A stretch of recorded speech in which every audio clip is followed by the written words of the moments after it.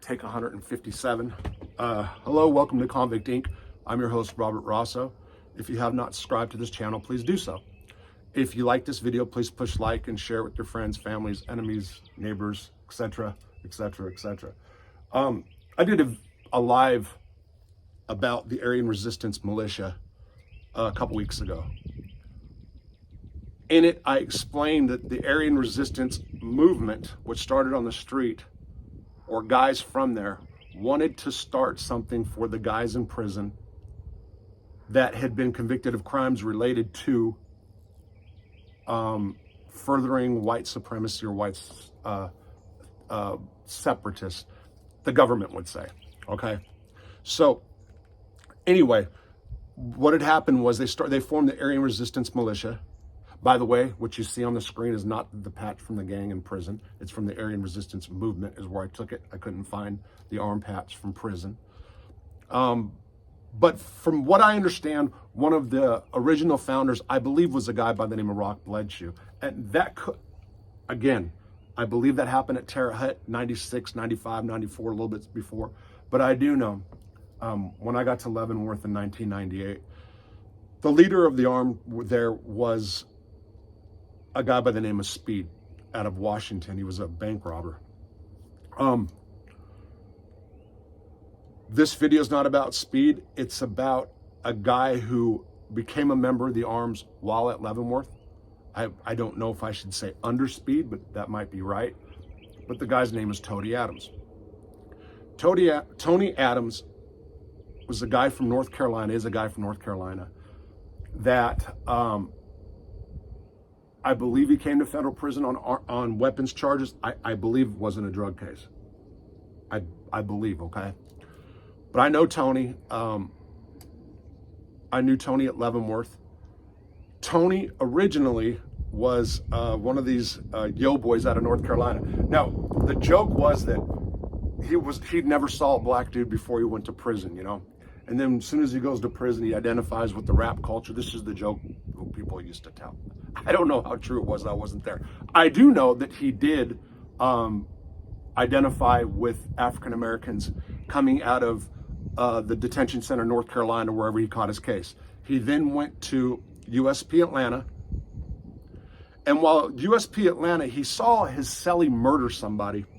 I'm getting this information from a friend of mine who was there. And he ended up in the hole, okay? While in the hole, two dirty white boys by the name of DJ and Kid end up stabbing Tony.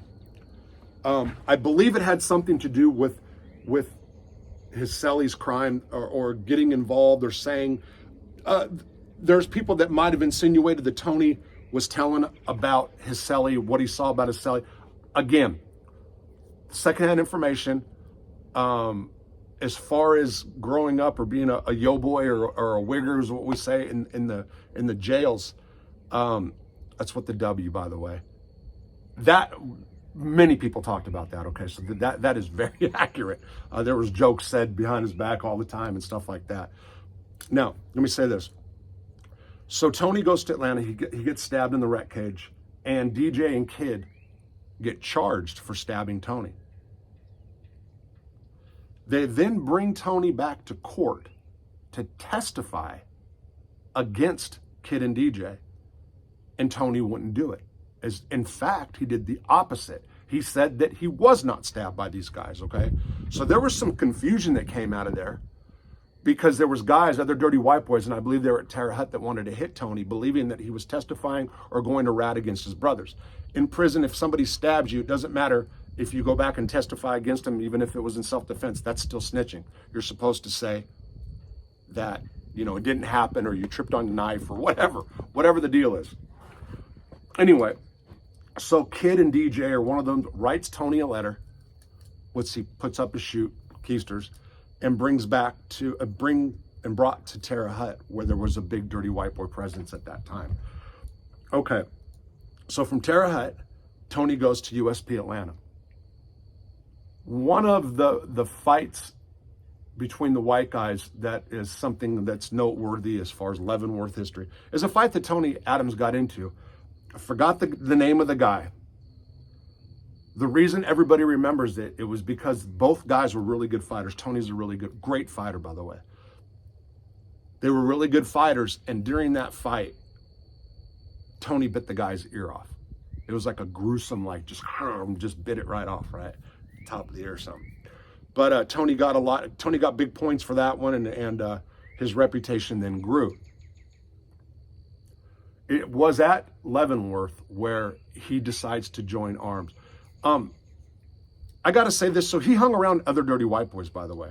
I'm not saying he wanted to be a dirty white boy or liked them, but the progression or which he took to join the arms happened at Leavenworth. I even know it was about 2001 when he became official. He was actually in the SHU. He was a head orderly, and the staff were putting out rumors that Tony had joined the dirty white boys while in the SHU. And I remember speeding, some guys were tripping. That was the chuckle of the arms. It was just a little mix-up blunder, whatever. Anyway, Tony was in the SHU for a while. I believe it was over a different assault. And he then gets back out on the compound. They thought they were going to transfer him. Ultimately, he ends up going to Lee County. Lee County had opened up pretty recently at the time, USP Lee County. Tony wanted to go to Lee County because it's close to North Carolina, and he had, I don't know if it was his wife, ex-wife, girlfriend, whatever, and a son. I will say this about Tony. I used to do a lot of business with Tony. He hustled, okay? So he sold stamps. When somebody hustles in prison, stamps are currency.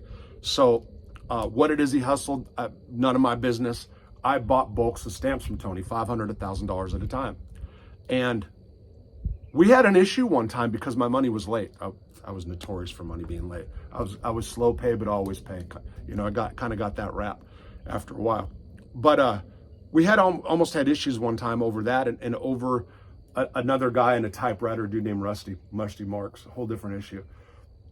But one thing I can say about him is that that dude was sending money that he hustled to his kid. He was really, really adamant about if you did business with him, he wanted money to be there on time for reasons of supporting his kid. So, you know, you got to give the guy that. But he wanted to go to USP Lee County to be closer to the kid and the old lady or whatever. It was at that time in Lee County when Tony really opened up and started, I guess, patching or prospecting than patching different white guys who became members of the Aryan Resistance Militia. Unbeknownst to him at the time, back in Leavenworth, that group has started a foot soldier gang, if you will, called the 88s. Tony was not a part of that, okay? So for you guys in armed history, he was not a part of that 88, whatever you want to call it. It was only lasted a couple years. So, and real quick, the 88s, there were some guys there, Mexican Mike, a guy named Howie, who became an arm, who was also a PC case in state prison. I'll do a whole different one about that sometime. But they formed a group called the 88s, Hail Hitler. And in order to become a member of the Aryan Resistance Militia or Arms, you had to first be an 88 and then get bumped up. That's the way where they were trying to work it for a second, although I think there was a few exceptions to the rule, like every other gang. Meaning somebody didn't have to go join there first, they went straight to the arms, I believe, okay? You guys want to put it in the comments section and correct me? Yes, I'm being vague for a reason. I'm going to speak on what I know, and if I have sources that tell me something that I know and trust, then I'll say it as a fact. For a fact, Tony got stabbed when he was in USP Atlanta by two dirty white boys. I've known that for years. So at Lee County, Tony gets there and he opens it up, and I don't know how many members he patched up. What he did do there also was I believe he had 4 years or under when he left Leavenworth. I think it was 4 years, because I remember talking to him. Well, he got there for sure, shot caller status. I want to say he might have been the biggest or the leader on the yard for the whites. Now, there were some dirty white boys there. No one knows Rick, Cisco. I don't know if that I don't know what they felt. I don't know if Tony was like, you know, the shot caller, or he was just for a certain groups of guys, and then there's other gang members over here. It gets tricky. The politics get tricky, okay? I can tell you that there's some dirty white boys that would have said, fucking Tony Adams, there's no way that that dude was, you know, shot calling over me, blah, blah, blah. And what I mean by that is, let's say that he was actually the shot caller for the yard for the white guys. Then you had some gang members come in. That can be true. Both can be true, okay? It depends how well established he was, how well respected. And I know Tony, not a dope fiend, doesn't do drugs, drank some, like some booze. Yeah, for sure. But really, really smart guy, really... when you talk to him, he feels like, you know, his attention's fully on you. So my point is, he'd be really good to manipulate and pull in a bunch of guys to join whatever he was selling, you know. He's just one of those guys. Well, while at Lee County, USP Lee, he ended up stabbing a sex offender, him and another guy. Again, I can tell you the vague things that happened, but what matters is Tony got involved, and he got time added. 9 years or 11 years, I forgot what it was. But he ended up getting an extra 11 years right before he was getting ready to go home. I do know after that, he ended up at Terre Haute. I don't know the other prisons that he did.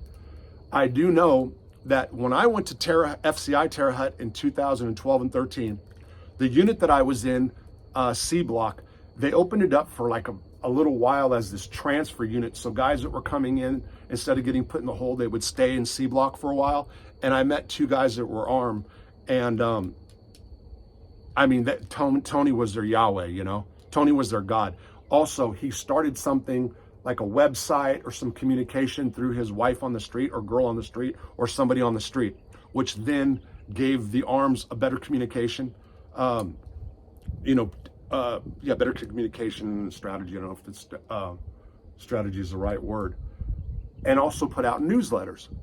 Now, when it comes to the literature of the armed, of course they follow David Lane, which would have, you know, when it comes to the Aryan resistance movement, after Metzger was high up there. I'm not saying they're in the same together. I don't want to get that mixed up. But they were well versed in white ideology. I personally don't ever recall Tony talking about any kind of white supremacy, any kind of, I don't remember him talking about Lane, I don't remember him talking about any of that stuff at all. I do know that they were like, became half Odinist. A lot of them were Odinist, okay?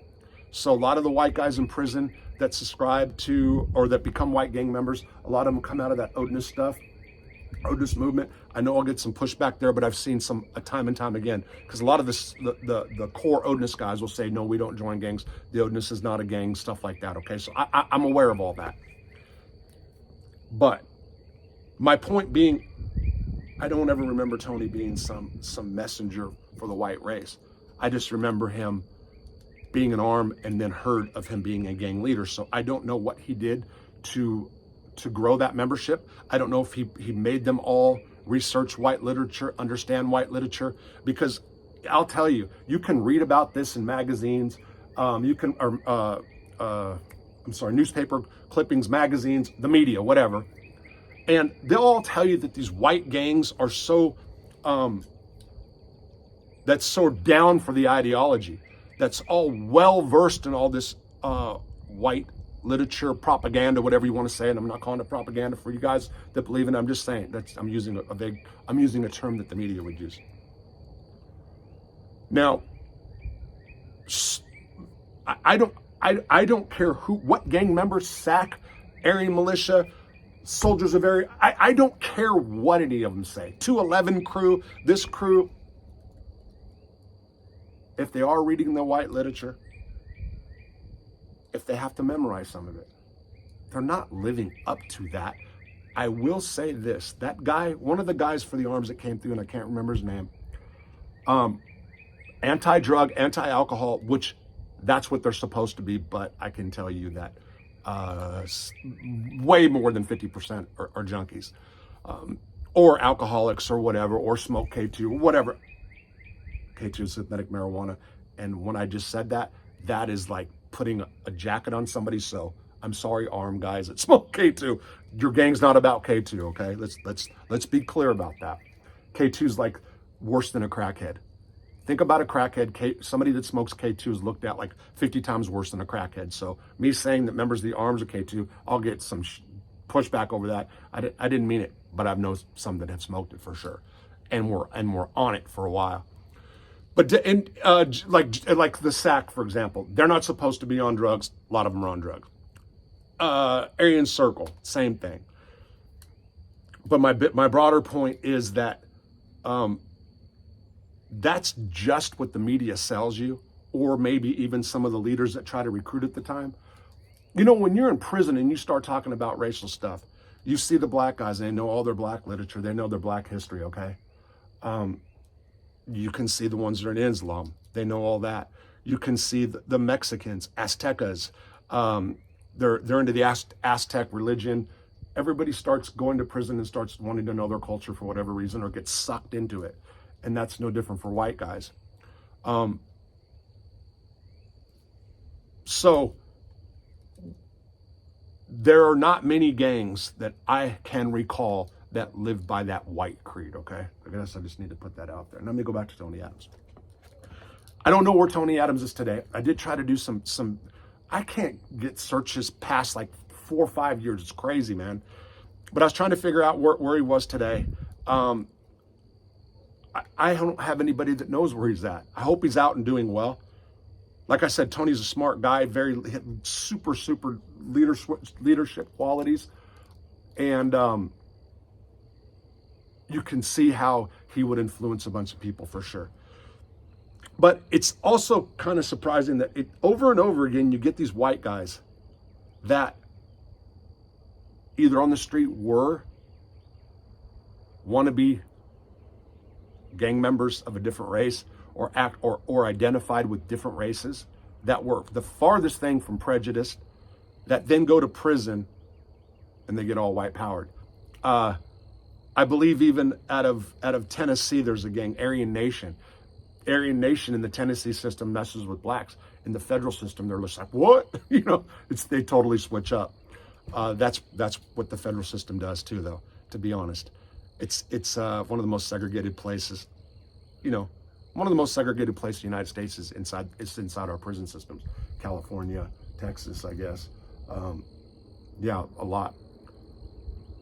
But I just wanted to talk about this. Just wanted to say that Tony Adams, I have to give him his props. He deserves it for being a presence, a dominance that he became.